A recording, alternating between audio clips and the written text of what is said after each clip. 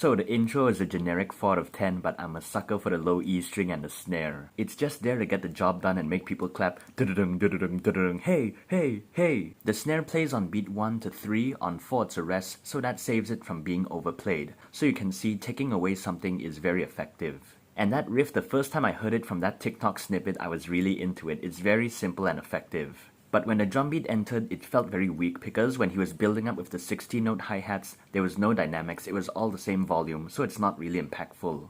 And there was no like epic drum fill to let people know, okay, we're going into this section now, the drum beat is gonna come in. Because the drum fill he did was just counting on a hi-hat, then snare and crash on 4, doesn't really do anything.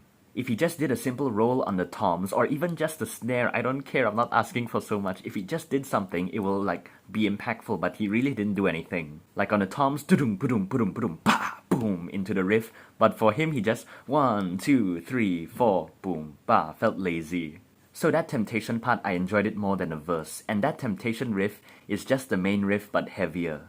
The verse reminds me of something from Load, and putting the main riff as the pre-chorus is a very smart thing to do, to keep that riff in your head. Then of course the galloping from the intro is the last phrase before you go into the chorus, but again, no dynamics. So when the chorus comes, it friggin' explodes, because the melody and the guitar follow the same thing. The vocal, da-na-na-na-na, then you can hear the guitar also doing the same thing, and it's very catchy.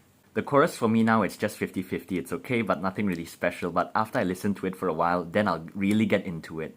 And the way he says bathe sounds really nice, also sounds from something from Load. So the bridge riff is something different, I'm glad to see they're taking risk, and it's like a short, funky type of disco riff. And finally, a different kind of cymbal choke before the solo. And the rhythm of the cymbal chokes foreshadows the riffing that's gonna happen during the solo. And finally, Lars surprises me. During the solo, there's some halftime drums which is really freaking refreshing. Then during the solo, there's some chugging, degent Pantera type of riff that's very different from what they usually do. Because finally in the riff in the song, there's some space. Because in the intro, they just wasted it on all galloping notes everywhere. For example, whiplash, brrrr, notes everywhere. So this, even though it's nothing special, nothing really new, but for them, it's like new territory. So it really like contrasts and complements the intro. The intro is notes everywhere, and this one is space. But they didn't have any idea to go from that to verse 3, there's no build up, no pause, no nothing, they just went into verse 3. Then in 5 minutes and 56 seconds, that one note bending thing is cool because I also did that in my song. Then luckily for the outro, they combined the riff from the solo and the intro riff to make something different, even though it's like the same thing, because I tell you, if they just reuse the intro and just gallop for the outro, that will be really disappointing. So in 6 minutes and 8 seconds, they slip in a little 2-4 there. Yeah, prog.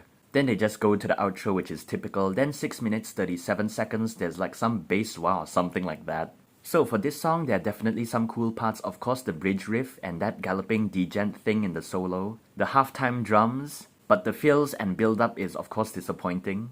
I really dig the Temptation part, but the verse and chorus, I'm just like 50-50 on it.